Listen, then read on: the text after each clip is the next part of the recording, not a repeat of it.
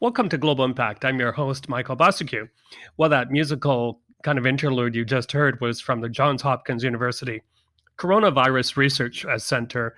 It's a video called Data in Motion, and what it does, it presents real-time kind of statistics on the situation of the pandemic today on September 10th.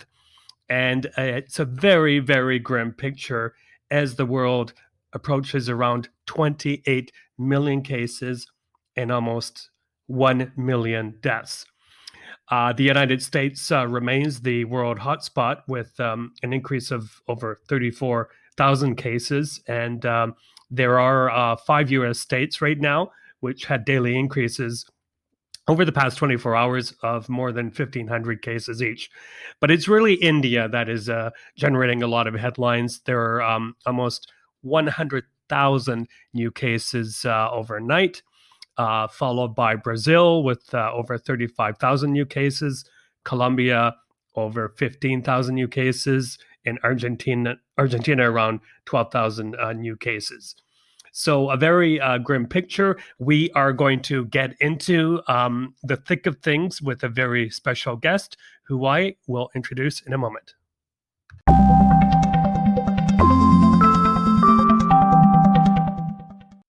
Dr. Saira Madad, welcome to Global Impact. We're absolutely thrilled to have you, and thank you for taking time out of your busy schedule. Thank you for having me. I wanted just to read a couple of lines from your very, very impressive bio on who you are. So, clearly a nationally recognized leader and epidemiologist in public health and special pathogens preparedness and response. Featured in Fortune's 40 under 40 of most influential in healthcare. And you're a senior director of system-wide special pathogens program at New York City Health and Hospitals, which, by the way, is the nation's largest municipal healthcare delivery system. You're also a principal investigator of NYC Health and Hospitals Institute for Diseases and Disaster Management, a fellow at Harvard University's Belfer Center for Science and International Affairs, and an adjunct senior fellow at the Federation of American Scientists and part of their COVID-19 expert task force. That's a very impressive bio for someone who is only a few small decades old. Yeah. Well, thank you. So let's start from, the work that you're doing and what you just went through.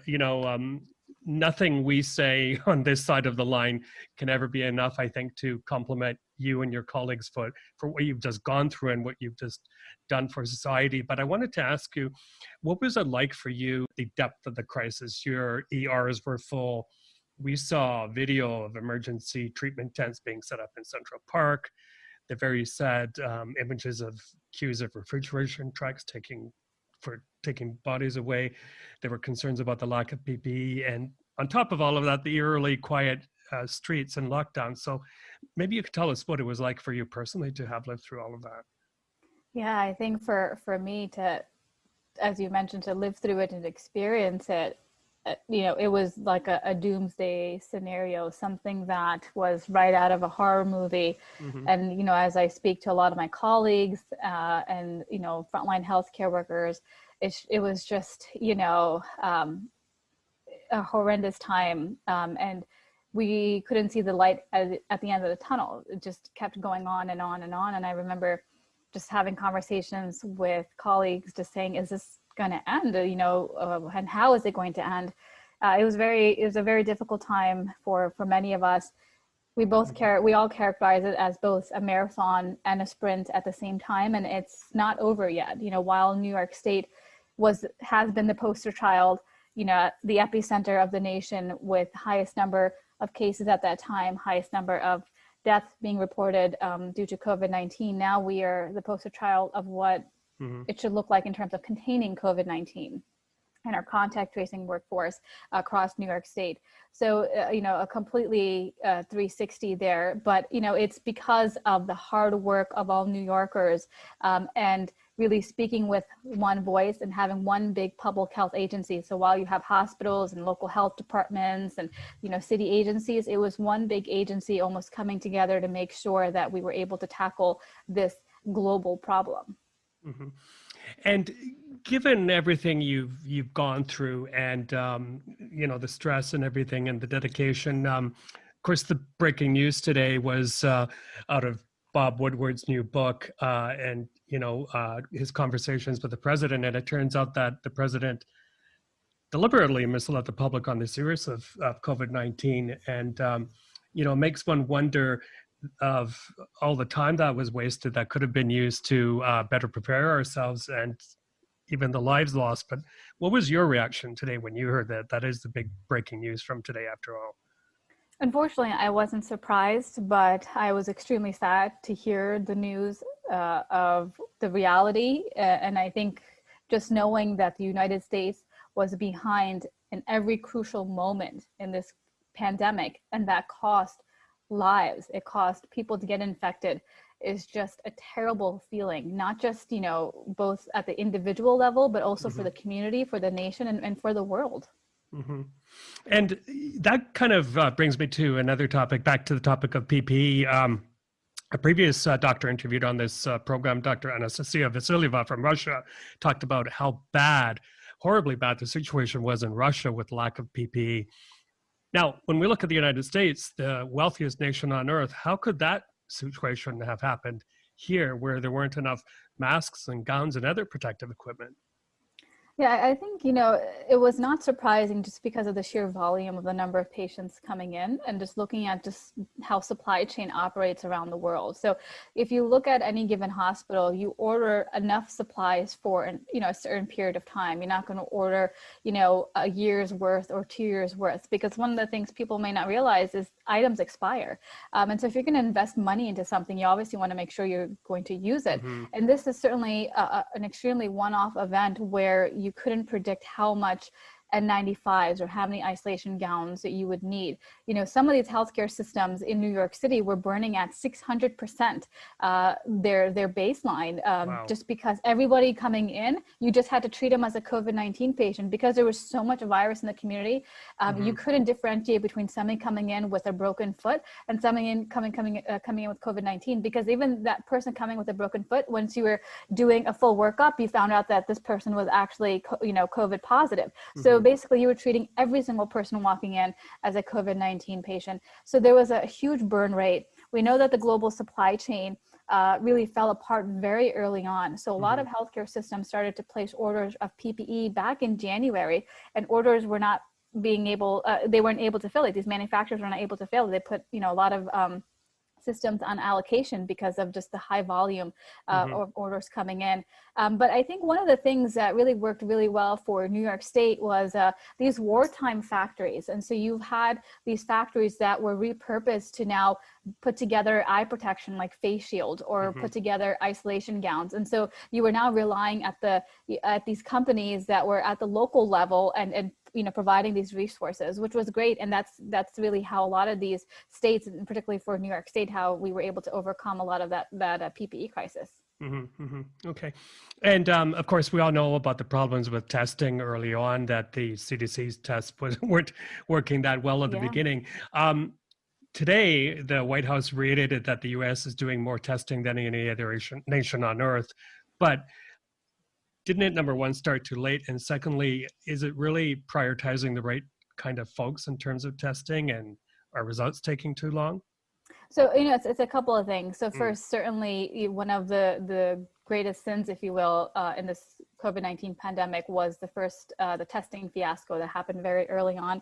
And it made us blind to what was actually happening in the United States. There was a lot of community transmission happening, and we just weren't aware of it because of the lack of testing. And then on top of that, what we're experiencing even now is we don't have enough testing. And while we may be testing a lot of people, you're seeing, hundreds of thousands of tests being performed, it's still not enough. And the reason for that is because you're testing to find cases, and you're also testing to see how much virus is in the community. So the more community transmission, the more the virus is within the community, the higher the testing needs to be. And we are nowhere near that. So we have a lot of COVID-19 still, lingering around within our community, and our testing, unfortunately, just has not caught up. There's a lot of different platforms out there to do testing. There's point of care, there's testing you can send out to the lab. And as you've mentioned, there is very long turnaround times, which really makes these tests useless, because one thing we know about COVID-19 is that speed and scale are so important. And if you get that test back 2 weeks after you initially go and go for the test and conduct the test, it's too late, because this virus, it's the most infectious early on. And so it's testing the right people at the right time with the right test, right? So there's PCR tests, there's antigen tests, and you're playing detective a lot of times. And then you want to do contact tracing and things like that. So it all has to happen in a certain period of time, and that period of time has to happen real fast. And I believe there was new guidance out of Washington and Atlanta that asymptomatic contact should not be tested, even if they've been exposed to the virus. Does that make any sense? It makes absolutely no sense from a scientific standpoint. It doesn't make sense from a public health standpoint, and even from an evidence-based standpoint, because with COVID-19, we know that a large portion, up to 40% or more, you have individuals that are asymptomatic that are still able to transmit the virus to others and spread it and propagate the pandemic. So it's really important to be able to test contacts and those that have been exposed. And I think, this guidance that came out from CDC is more of, a political stance. And, one of the questions I often get is, well, why do you think that is? Well, I think there's a couple of things. First, according to President Trump, testing translates into more cases. So it's, the less you're testing, the more cases you're going to find. And then on top of that, because of the backlog of cases, perhaps it's trying to conserve the testing for those that need it the most, that are at higher risk. And so, it's very unfortunate. But the thing is, the CDC guidance is just that. It's guidance. And states don't have to actually follow that guidance. And there's no regulatory requirement. And you are actually seeing states like New York State that has decided to not follow that guidance. And they're going to go ahead and test everybody, including contacts and those that may be asymptomatic. Okay. And one more question on testing, if I can. You might be surprised to hear how many people I've spoken to who think they might have had the virus. These are mostly younger folks and very mild. And I've been asked a lot, should they go out to be tested to see if they have antibodies, and should provinces and state, kind of facilitate that type of testing? Well, it's important to understand, what are you going to get out of COVID-19 antibody testing? Is it going to change anything? Is it going to change your behavior? Is it going to change the way you interact? Are you not going to wear a mask? And the answer is no. So even if, for example, you go ahead and get a COVID-19 antibody test and it comes out positive, meaning that, you have antibodies, you were infected before, that doesn't mean that you're not going to take the everyday preventative measures. You're still going to watch your distance. You're still going to wear a mask. You're not going to, try to participate in congregate settings, things like that. So it's not changing your behavior in any way. What the purpose of the serology testing is really more so for research purposes, and just to see how much virus has been in a given community. Because one of the things that, ultimately we're trying to achieve at the end of the day is herd immunity through either natural means or through inoculation. And obviously the path we know is quite clear, is, you want to do it through inoculation or through vaccination, because if you're going to do it the natural means, then you're going to have a lot of death and a lot of cases to get to that herd immunity, whether that's 70% or 80%. You're listening to Global Impact, and you're now tuned into a conversation with Dr. Sarah Madad, who's a nationally recognized leader and epidemiologist in public health and special pathogens preparedness and response in New York City. And also, by the way, she was featured in the Netflix series Pandemic and participated in the Ebola response in the United States. During the conversation, I wanted to ask Dr. Madad about reports that we've been receiving about people being reinfected with COVID-19. That is, they've had the COVID-19 virus, they recovered, and then sometime later they were reinfected. Of course, this is a huge concern. And as well, we're hearing about whether once infected, whether the human being develops antibodies. That is the kind of protection that can prevent them from getting COVID-19 again.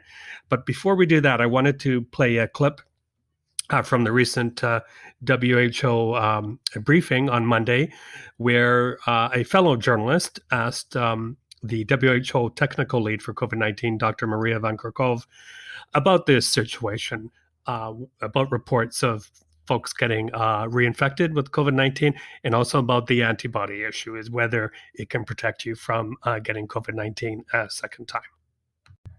And then we'll go straight into Dr. Madad's answer.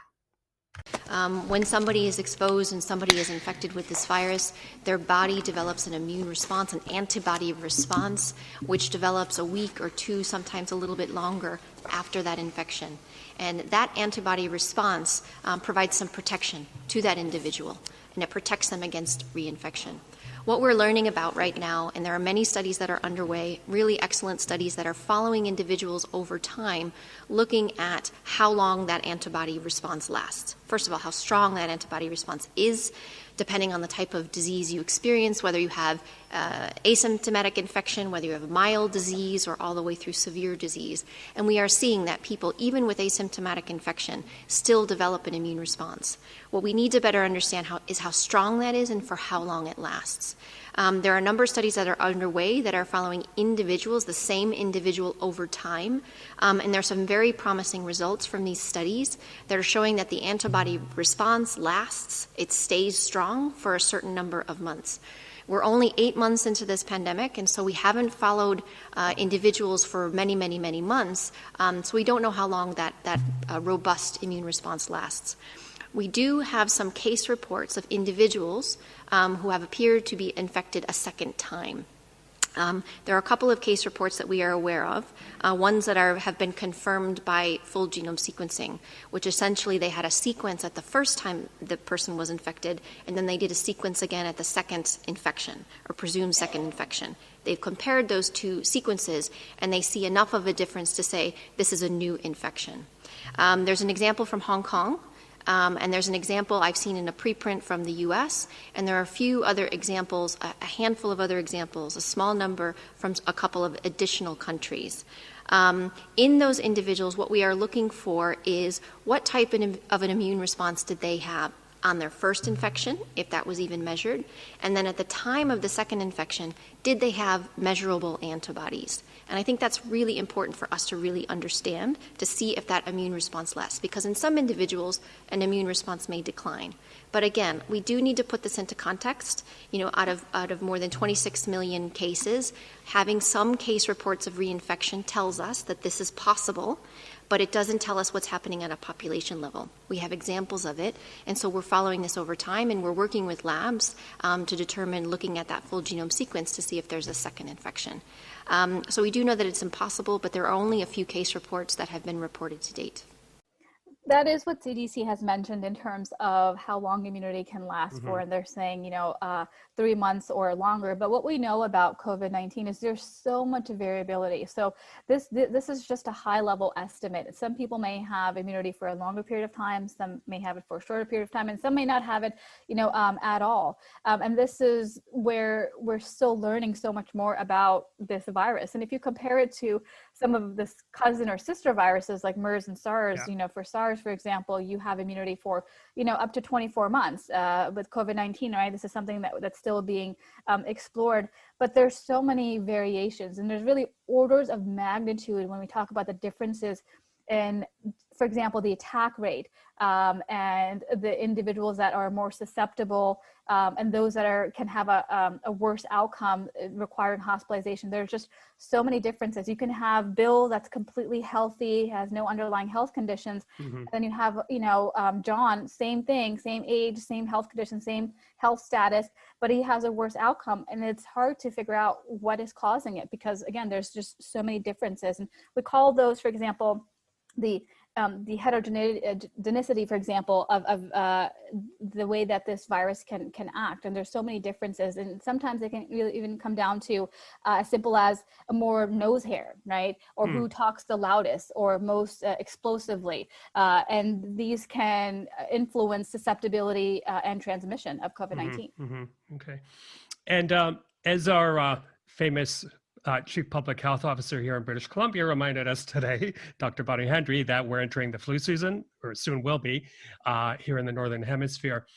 She said something very interesting, Doctor. She said that they've been studying what's been happening in the Southern Hemisphere and that some of the protocols that people have taken to because of COVID-19 have actually reduced the spread of influenza. Now, we've been hearing apocalyptic scenarios for this coming fall. What's your take on this? What are we looking at in terms of the flu season? Why is it such concern? Well, it's a huge concern because, it's a double whammy in terms of this another respiratory virus on top of the current one that we're dealing with. And it's going to be competing for the same resources. So it's going to be competing for the same supplies from a hospital standpoint. And it's also, going to be competing for ICU beds and staffing and space and things like that. But as you've mentioned, and I've been keenly monitoring what's been happening in the Southern Hemisphere. And certainly what we know about respiratory viruses is that, these everyday measures that we're using for COVID-19 have a direct effect on seasonal flu. So we may see, a mild flu season, but this is something yet to be seen because the United States is such a huge country and there's so much variability. You have some states that are mandating masking, other states are not, some are complying better than others. So this can play out very differently here in the United States. And so it's best to prepare for the worst, but hope for the best. Well said. And of course, a big part of bringing us to the end of this horrible pandemic is a vaccine.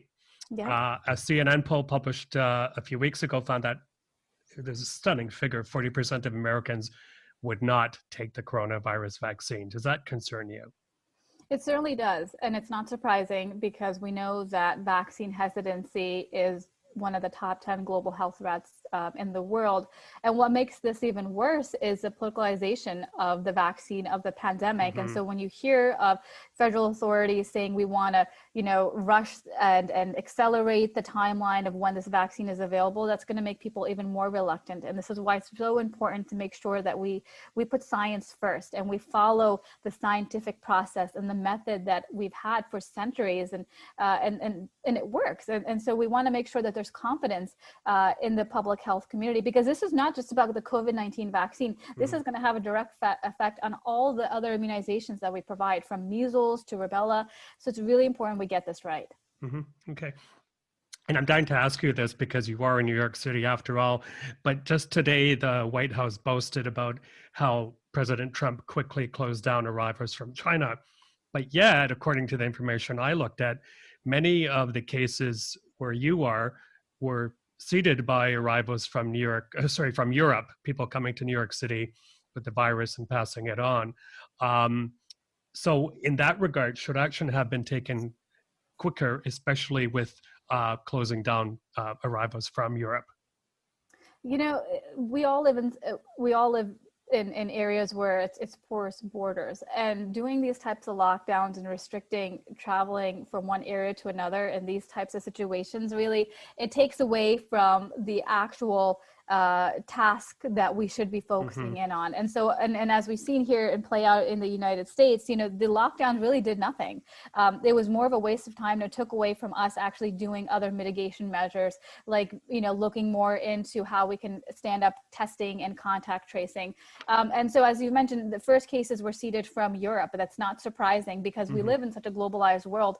Just because an outbreak started in China doesn't mean that it didn't spread in other areas, and then those particular countries countries brought it here to the United States. And that shows you that lockdown, those types of travel restrictions don't work unless you're able to get the virus under control early on and then see where it's coming from. And that's extremely difficult.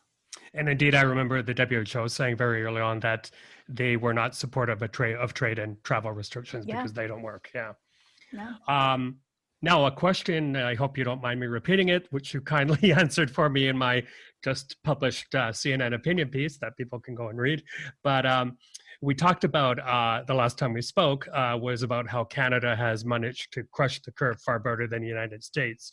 And by the way, just here in British Columbia, we went back into restrictions from earlier in the pandemic. For example, gatherings are limited to 6. Nightclubs have been closed again, as well as standalone banquet halls, a number of other measures as well. So what is it, do you think, that Canada did so differently that helped us to get it under control as opposed to the United States? Well, I think one of the biggest things that worked very well in Canada is that they followed science, they followed the consensus of the medical community, and they didn't politicize major aspects of the response. And so one of the biggest things that we see in any type of epidemic is if you have the trust of the community, they will listen to you. So if you ask them to wear a mask and you give them a reason to do it, they'll go ahead and they'll comply. And in Canada, it was such a great way in terms of the risk communication that was happening there. It was transparent. It was telling you what they knew, what they didn't know. And that really helped in the overall response in Canada and other countries really that had a much more successful outcome than here in the United States, where you had multiple voices speaking mixed messages, not following science, not following data, and not mimicking good behavior like wearing a mask. You'd see Trump wearing a mask sometimes and not wearing it, and then making fun of those that were wearing it. It was just, it's absolutely ridiculous. Yeah, and I'll try to put into the podcast, into this segment, some clips from today. I was listening to our public health officers from across the country, and it sounded like almost the headmaster of a school talking to students. And for example, Bonnie Henry again said today, time to stop partying. It's time to go back to school, time to go back to work. So let's cool it a bit. So it's very interesting to hear them talk. Speaking of which, and I know you were interviewed on CNN about this, but our chief medical officer here in Canada, Dr. Theresa Tam, spoke about the dangers of having sex during the pandemic, saying sex can be complicated during COVID-19, and that the lowest risk sexual activity during COVID-19 involves yourself alone. What does the research tell us so far, and what would your advice be to people? So sexual transmission of COVID-19 is something that's still, we're learning a lot more about, but we know that, when we talk about the transmission of COVID-19, it's primarily spread by direct contact through, respiratory fluids. And so when you are engaging in these types of activities where you're in very close contact, with an individual, that it can help obviously spread COVID-19 along with, acts like kissing, where you have particles in the saliva where you can transmit COVID-19. And that's where it's important to provide information and education to people of how to do it safely. So it's not an abstinence only approach, which never works. If you tell somebody not to do it, more likely than not, they're going to try to do it. And so it's good to provide them the tools and the resources of how to do it safely. And really the entire goal is, is harm reduction and how can you minimize your risk of getting COVID-19. And so if you're able to provide them with these mitigation measures, like wearing a mask and abstaining from certain acts, then, that is obviously much more preferred than to not talk about it because it's a taboo topic. Okay. And I know a lot of listeners on Global Impact are interested in the topic of travel, especially flying. And, we get so many questions about it. And I remember Dr. Mike Ryan of WHO saying, if it doesn't feel right, it probably isn't. But what's your take on flying? Is it safe, especially when many airlines are packing their planes and even filling that middle seat, with the exception of Alaska Airlines, by the way? But would you fly? Would you think it's safe to fly? I personally would not fly. These are just certain things that we know. What we know about COVID-19 are kind of, the big 3 C's, like confined spaces, congregate settings, close contact, things like that. And when these three C's overlap, you have a higher risk of spread. And these are, great areas for the spread of COVID-19. And so if I absolutely do not have to get on a plane, I'm not going to. This is just not the time to do so. And we know that people want to go back to their normal life. You have pandemic or caution fatigue, but everybody's feeling it, but this is greater than enjoyment. This is really about health and safety. And we know this is going to be over soon. We don't know how soon, but it'll be over soon. And everybody needs to make sure that we're all coming together to protect one another, because my actions affect you and your actions affect me. Okay. I wanted to start winding up, but before I do, with your permission, I had a couple of listener questions. Sure.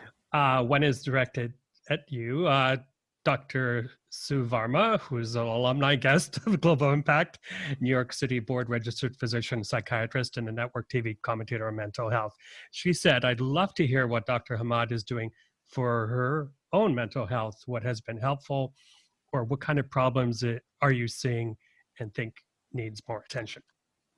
Certainly, I think mental health is so crucial because we know so many people are experiencing, stress and, psychological issues and just mental health issues. And so for me particularly, I love to decompress by cooking or gardening or just being around with my kids. I haven't taken a day off.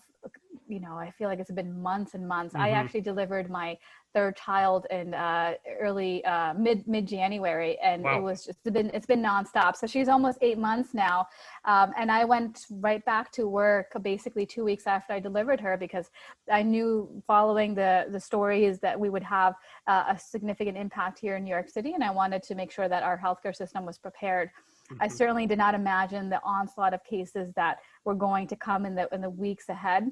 But for me, I am looking to take some time off because I'm not going to be of any use to anyone if I can't contribute and operate to the best of my ability. And so I think it's important for people to relax and take some time off and R&R and do it locally and safely. Okay, and this is a really, really fascinating one. Comes to us via Tamara in Cape Town, South Africa. So she pointed me to a BBC story that said that infection and death rates in many African countries have turned out to be much lower than initially feared. And today, South Africa is emerging from its first wave of infections with the COVID death rate roughly 7 times lower than Britain's.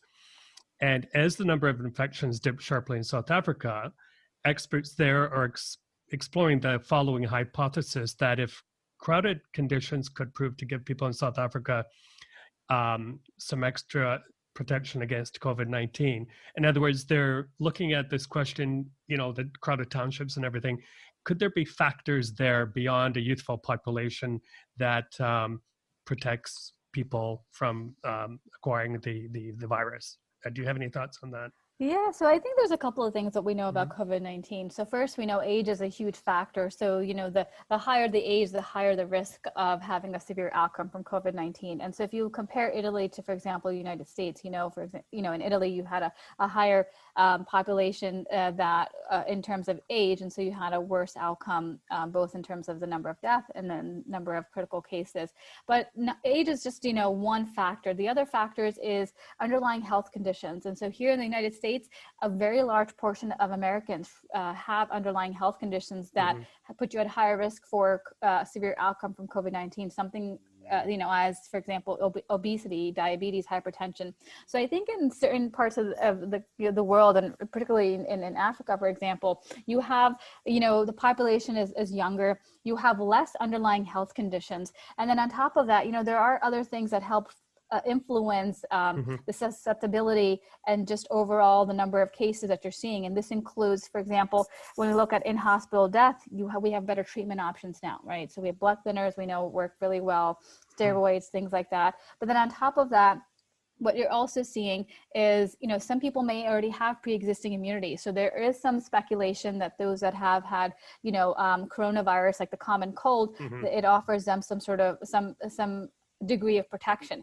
Another, kind of speculation that's relatively new is the the dose amount that you may be exposed to. So if you're exposed to a lower dose of COVID-19, you may have a less of a severe outcome. That has not been proven, but because of mask wearing early on and lockdowns and people being able to physically distance themselves, that has also played a very large role in the overall number of cases and the number of deaths. And then, as I mentioned, that can also contribute largely to the number of the dose, the infectious dose that individuals may be exposed to. So you may be exposed to a lower dose. So if, for example, you're wearing a mask and the other person's not wearing a mask, and while that mask may not protect you 100%, you may inhale a couple of particles, and then you have a lower infectious dose. What that translates into and what that means is still something that's being investigated, but that there is speculation that may also play a role in the number of overall cases and death.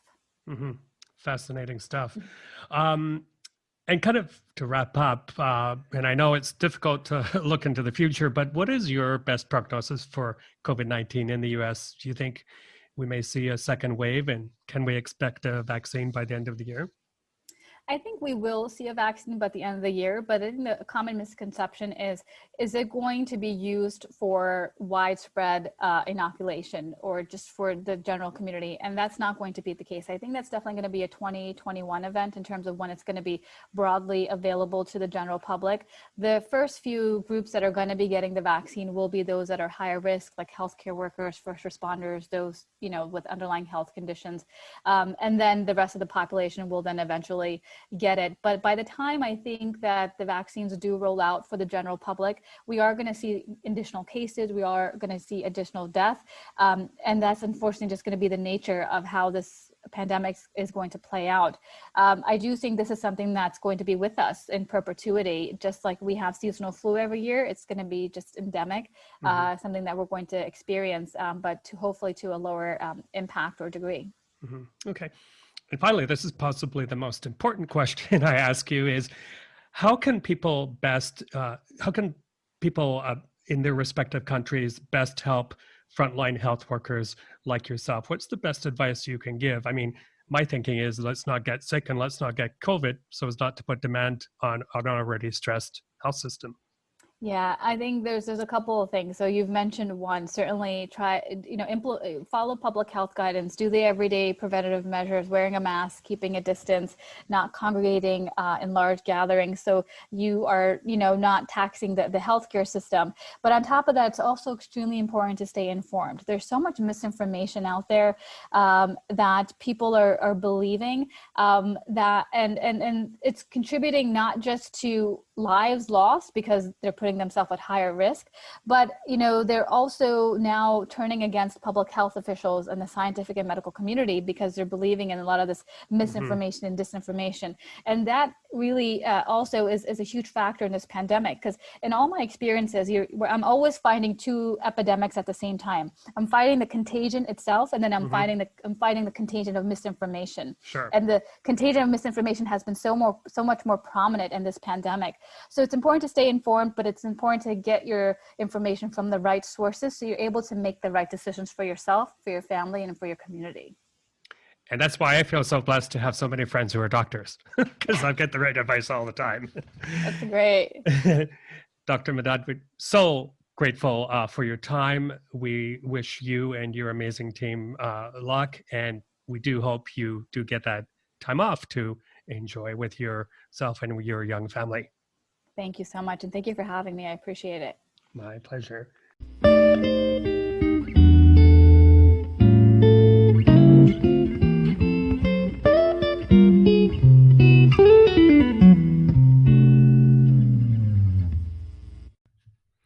Well, this brings us to the end of yet another episode of Global Impact. And remember, there are several ways you can help support this podcast, and among them is clicking subscribe on one of the podcast platforms that you use. Don't forget to give us a like if you can. And of course, you always have the option of supporting the program financially by going to the podcast website page, because after all, at the end of the day, this is a listener-supported podcast. As I always do, I like to remind everyone different parts of the world are going back into lockdown. There are parts, many countries where people are going to be stuck back at home again. Please do not forget about them. Reach out to them and remind them that somebody's thinking about them. Well, finally, I'd like to leave you with a piece of beautiful music, which it just struck me as so appropriate for these times, these profound times, these times of reflection. And what I'm sharing with you is a piece called Viola Concerto Number 1. And it's performed by a name you may be familiar with, those listeners of Global Impact who've been with us for a while. But it's performed by Elvira Mispachova, and she's performing with the Drum and Wheel Symphony Orchestra, and along with Eirat Ikhmarutov. Now, they're both Volga Tatar Russian/Canadians. Eirat is a classic composer, conductor, and klezmer clarinist. And Elvira is a violist and violinist. The group that I played a few weeks ago called Klestore. So here you go. I hope you enjoy it. Turn up the volume, sit back and reflect on it, and we will see you again soon. Thank you very much for listening to Global Impact. I'm your host, Michael Bociurkiw.